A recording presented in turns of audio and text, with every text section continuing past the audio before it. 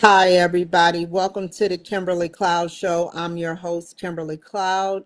Today, we have a special guest for the show today. Can you go ahead and announce to the world who you are and where you're calling from? So my real name is Sahebjit, but I go by TJ. I'm calling from California, Sacramento area. Okay, and can you tell me about the history behind your name before we move on to your past leading up into the present? Because it sounds very powerful. So it's funny. My name is actually a really big part of my like identity. I'm an immigrant. I came to this country at the age of 5, and no one could say my real name. Everybody in India could say my name, but nobody in America could say my name. Teachers would go do the whole like Isaha. I'm like, look, I just go by TJ. Just let's just move on. Even today, like it's funny. And so, you had to, I guess the word is like assimilate and kind of create a name that people could say to feel more comfortable. And so at 5th grade, I was like sitting in class while everybody else was recess, and I was like, I can't use my real name anymore. I need a name. And I made like a whole math formula out of my name. It was so dumb. It was like a 5th grader trying to like be smart.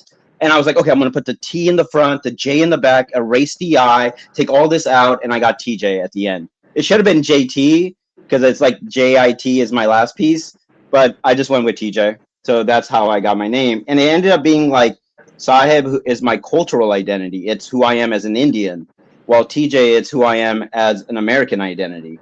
And so my family calls me my real name. Everybody else calls me TJ. Well said. And um, I don't mean to dig too deep into it because I know your name has meaning. It sounds like it has meaning. But before you take a journey into your past, because you just dipped into your past just a slight bit, tell me, like, do your name have a definition? Is it like all Indians, a lot of Indians or various Indians who use that name? How does that work? Like Kim, my name Here, goes around in Asian. here is the craziest thing. I don't meet other Indians with similar names to me either. Like, there's like, I had a friend named Jaswinder, Sukhdeep, different, like Simran, stuff like that. I'm the only one known that goes by Sahebjit. It's similar to like Sikh temples and everything. It's a very similar name to Sikh temples. I think it's like Temple of God, like that's the meaning behind it. For me, I think it's meaning as it's like the name relates to my cultural roots. You couldn't tell that I'm an immigrant based on how I talk. I don't really have an accent. And that name still really signifies my like connection to my family's culture and everything.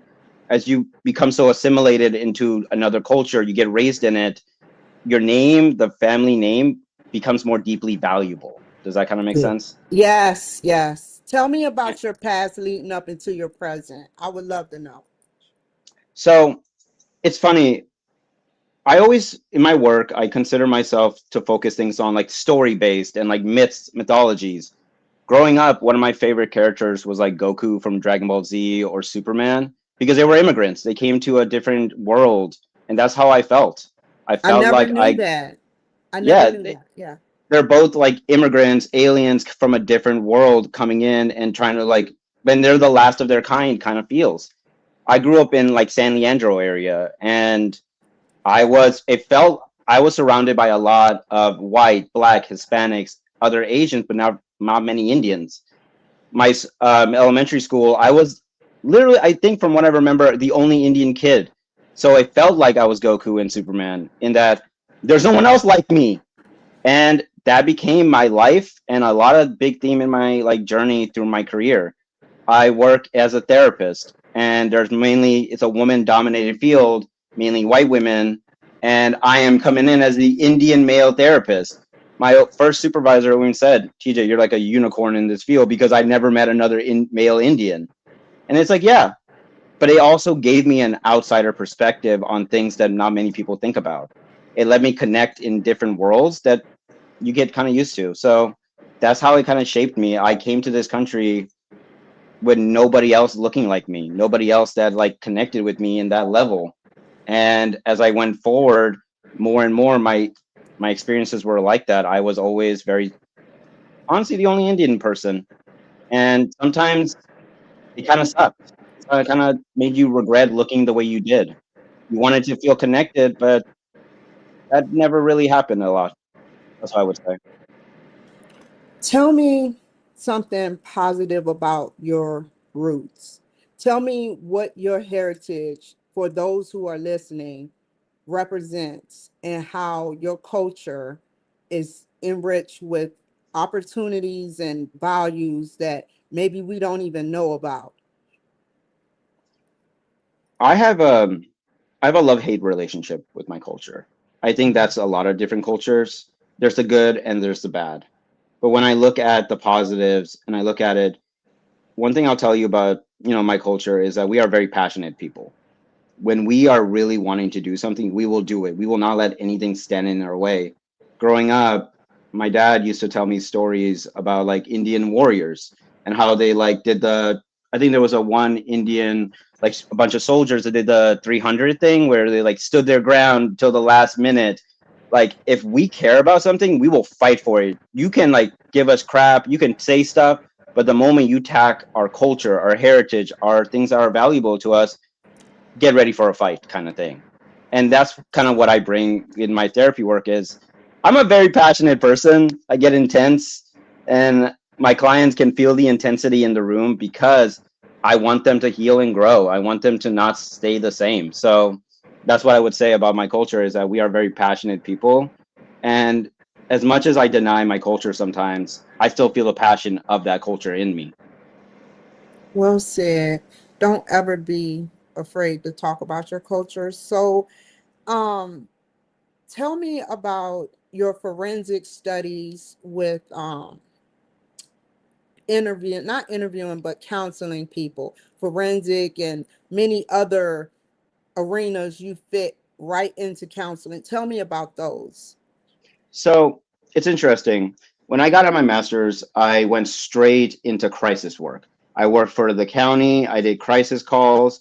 I went out with like the was it the PD to like people dealing with like psychosis. I was in charge of doing the 5150s. I was the one putting them on like involuntary holds. I also went to the hospitals and evaluated should this person's continuously still be on hold.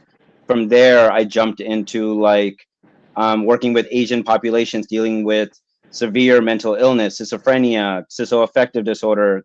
I did case management and therapy. I went to their homes. I went to their like sober living areas. Then I jumped into forensics mental health, working with like people who have committed crimes who are like stuck at a state hospital, but now they're joining back the community, watching over them, making sure they get their needs met, making sure they're still staying stabilized.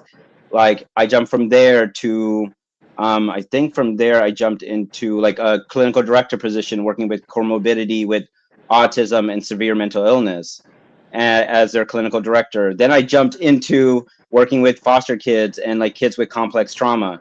Like trauma work has followed me and I got to see the system in different ways, from the county to nonprofits to just like regular companies trying to like do psychotherapy. I got to go through and see everything. I got to build skills in things and in like areas that people would be afraid of being in. Suicide assessments were my jam. I when I see a client and I talk to them, one of my favorite moments is I was working at Crisis, Yolo County Crisis, and there was this kid that came in, African American kid. He wanted to kill himself. I spent 2 hours in that room with him going, what is going on? Why is that he was having a bad life? He felt like his mom didn't care about him. He didn't feel like people really liked him. And he's only living for his brother. And that's it. If his brother wasn't around, he'd kill himself. That's what he kept telling me. And I sat with him going, let's think this through. Let's talk this out. Where is this going to get you? How is this going to show your younger brother this is the way to live, that when life gets heavy, game over? It doesn't make sense, man. 2 hours of us just going back and forward. At the end, he still had those feelings, but he felt a lot better. And to me, that's a victory. We still had to send him to the hospital, but at the end of it, I was happy to at least be staying with him and help him through it. All the people I've met in my career, I always remember. I remember. I don't know why. I can't remember where my freaking keys are, but I can remember every single client I've ever met. It's just like stuck in my head. And that's why like I love what I do. I will never change it. Well said, by the way. What constitutes a 5150, or however it's called? What are the grounds? So a 5150 is essentially like, hey, you can't take care of yourself. You don't know where, like, it's three areas: harm to self, harm to others, and gravely disabled. Harm to others, like you're homicidal. Harm to self, you're suicidal with a plan and means and all that stuff.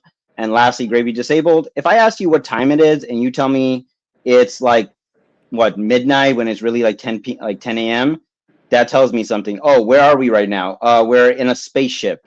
Oh, who's the president? Al Gore.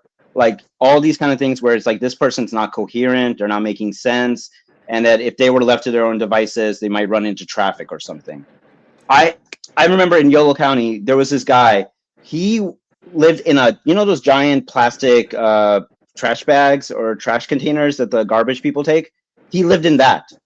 That was his home, and he would wear burnt clothes because he was devolving deeper and deeper into psychosis, that we were trying to get him as much support as possible.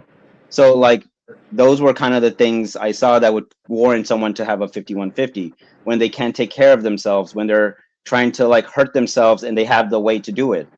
It's like that's what a 5150, it takes away your rights to access to yourself, your rights to be able to make decisions. We put you in a hospital for about 3 days, and then another therapist or social worker will evaluate you again to see, are you ready, are you okay to go, or do you need like a higher level of care. Have you ever let your emotions take over you constituting a 5150? Now, I really hold to an objective lens. For me, is this person safe? I grew up in unstability and chaos. That was my life growing up. I got uncomfortable to it. Crisis, that is not uncomfortable to me. Sitting and like watching things freak out, people acting, it's just, I'm more like, okay, what can I control right now? What can I assist with? Where am I mentally and emotionally? I have to put my emotions in like a box for a second, not forever, but temporarily, while I deal with this person. My focus becomes this person, who this person is, what is going on for them. And then once that situation is resolved, I unopen the box and debrief with my team. I had an amazing team in Yolo County. Like we all connected together. TJ, you okay? That was a lot, man. You'd find them like, yeah, how are you doing? We're good? Okay. Like we talked to each other. So no, I never let, were there intense moments where my body was like in shaky a bit? Yes, I'm human. Of course, that's a lot. But the biggest thing was like I still realized it's not about me. It's about who I'm talking to. It's not about what I want and what I think, because emotions can overpower how we see everything around us. And so for me, I was like, no, I need to check in with myself on that. That's what, like, it's weird to say this, but even through all the trauma I went to, gave me strengths in be able to handle chaotic situations, if that makes sense. It So does. that's what I would say. And the last question about the 5150, is there like, is you said that it was like a test. You claimed three things, and is it like one alert, two alert, then you go in, or three alert, then you go in, or one alert, maybe skittish, let's talk this out? So yeah, it will, let's say, from my experience, from what I remember, let's say we'll get a call, maybe a family member worried about their son, their daughter, like someone worried about somebody else. We'll go in and we'll assess. We'll say, okay, what's the severity level here? Do they have a means? Do they have a plan? Do they have intent? Over time, I've gotten really well at figuring out like how someone is. Like, is there passive SI versus active? Passive, if a bus was coming, I wouldn't get out the way. Active, I would jump in front of the bus. There's like the difference between action versus like not doing anything. And so I would look at that. I would look at how likely is their plan? How strong is that feeling? Do they have them? Like, if you're going to say, TJ, yeah, I'm going to kill myself, but I'm going to drive 3 hours to the closest bridge in FS to my kill myself. I'm like, okay, how likely is that person going to do that and within 2 hours not think about something else? I'm always, as I'm hearing words, I'm always assessing, always thinking things through, always going, what am I hearing and what I'm not hearing? Can this person really do this thing? Is this possible? Oh, I'm going to take a bunch of meds for my house. That's possible. Yeah, they might need to be on a 5150. It's assessing. I think one thing I've hated is like law enforcement tend to do 5150s, and I'm sorry, they're not the best at it. They will put people on 5150s that don't need to be on it, because I would have to evaluate the 5150s that came into the hospital, and they would have some of the, I'm sorry, not the best things on. They would say, oh, this client talked about wanting to hurt themselves. Okay, that's a lot of people. What do you mean? What makes this person different? They said they wanted to jump off a bridge. What bridge? There's 100 bridge. I mean, in the bridge in the 30 minutes away, 2 hours away, 3 hours away. You have to look at the fine details. People think about the overview, like, oh yeah, he wants to kill himself. That's it. Whatever. No. What's the plan? What's the mean? That's what I'm looking at. I don't want to take anybody's rights away. I hate that feeling. I hate that power. So I'm going to make sure, are you really going to do this? Or are you just in a heightened emotional state and just need someone to talk to? If you need someone to talk to, congratulations, I'm a therapist. What's up?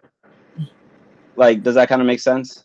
Yes, that makes perfect sense. Tell me about what we were talking about off the show when you were talking about body language, reading Here's the body language. one thing I've learned being a therapist is people will hide, their minds will hide, and their bodies will betray. It's from their legs fidgeting, their eyes looking somewhere else. There's a little bit of shakiness. Maybe they're like more backwards. Like when I sit with a client, I always sit kind of like this, but if I want to show them I have more attention, I move forward closer. It automatically registers in the plane. Oh, he's listening. He's really attentive. Or they'll like push back, like, I don't want to talk about that, and they'll look down and look up. It's like, okay, what is that telling me? That's telling me that they're not saying the truth, or this is else is going on. You start like you mentally start slowing down.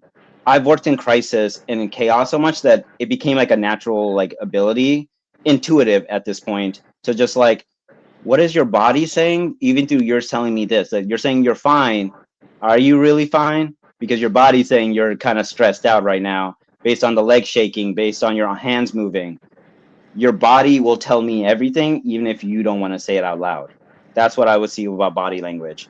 It's your body and your mind work in sync. If your brain knows something, your body knows it too, and it's gonna tell me whether you like it or not. That's how I would say it. Wow.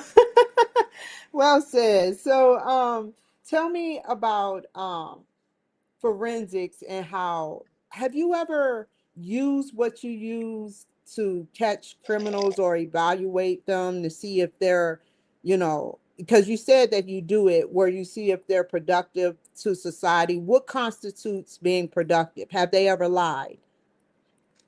So it's not like catching criminals. This was a conditional release program.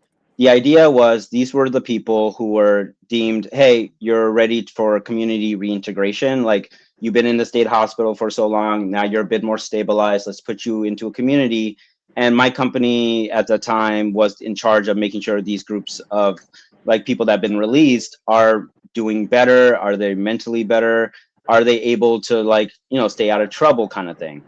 And would they lie? Yeah, they're human. They're gonna lie. Like it's impossible to say nobody lies. Everybody lies, even the smallest. It was more just like, are they keeping up and holding themselves accountable? Are they really being responsible? They would be like, they had an allowance. They lived together in like a big house, and there was like different rooms. They were doing mental health groups. We ran like an emotional regulation group for them. I had my own caseload, and I would check in with them every while saying, hey, how are you doing with this? Have you been working on these skills? Stuff like that. I just, sometimes it felt like the conditional release program, the whole system of itself, kind of didn't know what they were doing. There were people that were severely mentally ill, with people who had like 1 or 2 episodes, but made a mistake. It's like, you made a mistake, but now you have to deal with 8 years of this. How is that? Like, it doesn't make sense. And I've always hated that. But that's what I've seen working in mental health through different systems, the issues, the flaws, the let's just say not the best things. And also the bright part, people really putting their effort and time into it. People of different lives trying to really help other people. And for me, like that was amazing. But with the clients themselves, it was just they knew they messed up. They knew that they want to get better. They just didn't know how. They had like if I grew up in trauma, if I grew up in violence, if I grew up in survival, my brain ain't thinking, oh, what's going to be tomorrow? I'm living authentic. It's, hey, the world is a scary place and my goal is to survive. The brain is not here to make you happy. It's here to keep you alive, whatever means necessary. And that's what people forget. The brain is an organ. It's going to keep you alive. So if it needs to suppress emotions, keep you in fight or flight mode, its goal is survival. Whatever you want, that's second. To survive means more for the brain. So helping them understand you don't need to keep living in survival mode, that you can live authentically, but it's scary because your whole life you've been told one thing and now here I am telling you, yeah, no, that's not true. Like it's a lot for people. So I slowly worked with them over time and like letting go of being fight or flight, letting go and learning to regulate themselves in a more healthier way. Was it perfect? No. Were there slip ups? Yes, because people are humans. To make humans is to make mistakes. That what makes us great and kind of dumb. That's all I'd Did say. you have to evaluate yourself for and check yourself, sometimes in heated situations with dealing with other clients? So it's funny. It wasn't the clients. It actually was the other therapists. Um, I'm a deeply passionate and intense person. If I see an injustice, I'm gonna call it out. But I also had moments where my own. I'll, I'll share like a story about what happened. I was working with this client that lived far away. It was like a 2 hour drive to see him, and he was a really cool dude. I actually did like talking to him. He was going through cancer. He was diagnosed with a certain form of cancer, and at the same time, my dad was diagnosed with cancer and was going through chemotherapy. And I don't have the best relationship with my dad. Me and him have history. And Mhm. so I was dealing with my own inner conflict around my dad getting cancer, but also this client. So there was like counter transference for me. There was this, like, I was putting this deeper passion and wanting to be supportive to this client. And over time I became aware of it. I was like, I'm doing a lot more than I normally would for one client, only for one client. And so I had to really check in on myself. I had to stop and say, what is really going on that I don't want to admit to myself? And I had to admit I'm putting my feelings and how I feel about my dad having cancer onto doing as much as I can for this client because of my relationship with my dad, because of my own conflicted feelings. I had to really work on myself and say and tell my supervisor, hey, I need a temporary pause from working with this client. My emotions and what I'm going through in my personal life is too much right now because it connects too much with this client's issues. So I had to like take a step back and everything. So it and the other therapist, like I feel like sometimes they wouldn't care as much or they would try to make it minimize like the needs of a client. And that really pissed me off. Like I would like, no, he's been doing great. He should be allowed to have these things. What do you mean you can't? Like, that's not okay. I am a big debater. And that's why like I put myself into it. I'm like, no, that doesn't make sense. They deserve this. So often the conflict was with other therapists than it was with the clients. I like the clients. Me and the clients got along really well. Were there tense moments where they're not being happy with the results or something happened where they lost their privileges? Yeah, but we always work things out. It's always conflict resolutions. I also work as a high conflicts couples therapist.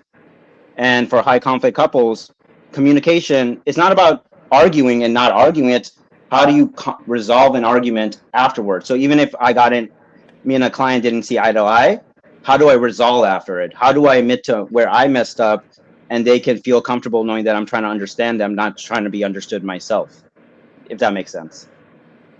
Yes, it does.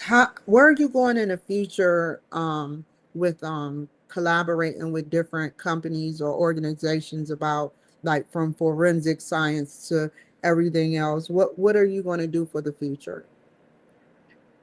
I I'm a highly ambitious person. It's something about myself I love and hate. It's like a curse and a blessing. I want to open up a nonprofit. I see struggle and I see the experiences of others. And I feel like in this country, there's a lot going on where people need support. For me, I want to open a nonprofit called Branches of Support that are established in different communities that are adapted to those communities. Do you need mental health? Boom, we got you. We got community like counseling services. We have like physical health where you can go take like a gym class for 45 minutes that has someone to help you. You have a little bit of case management, substance use. Right now, it's a big and ambitious dream, and you got to be realistic, but one of the biggest things I think I want to do within this like nonprofit is cultural connections. People that are second generation, third generation immigrants who have been, lost a sense of their culture, lost their sense of connecting with who they used to come from. Go take a class where you learn Hispanic cooking, or take a class where you make Indian food, connect with different arts and crafts and connections. There's in Indian culture, there's Bhangra. I want to have like a class for Bhangra for people that want to reconnect with that part of like dancing in Indian culture.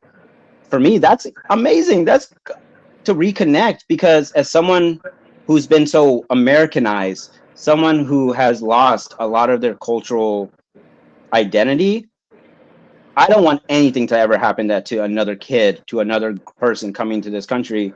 Your culture makes it's a part of you. It's who you are. I don't care how long it's been since you've been from your continent, from your hometown, whatever, or your home country. It's still a part of you. You cannot lose that. It affects you. And I want people to reconnect with that, to feel culturally connected. That's one thing I help with my clients is how can we find you ways to reconnect with your culture? That's what I would say. Okay. And how can the people reach you? Um, the best way to reach me is through my website, supportspiritcounseling.com, or they can reach out to me at 916-229-8868. Just type in support spirit counseling and therapy on Google. You'll find me. I'm still like an up and coming like private practice. I've been doing this all on my own, and that's what I care about the most is trying to connect with people that are dealing with like identity issues, complex traumas that have never healed, who are stuck in patterns they want to break. But that's the thing about me. I'm not surface level. I'm going to challenge you. I'm going to hold you accountable. I'm going to say the things you don't want to say because it's uncomfortable. You're going to learn to sit in uncomfortable emotions to be able to overcome them. It's not fear is not something you go underneath or over. You go through it. I will help you get there. That's how I do. Well said. Stay on the line. How can I already asked you how can the people reach you? So stay on the line. You guys take care, be safe, and I will see you guys another time. Thank you.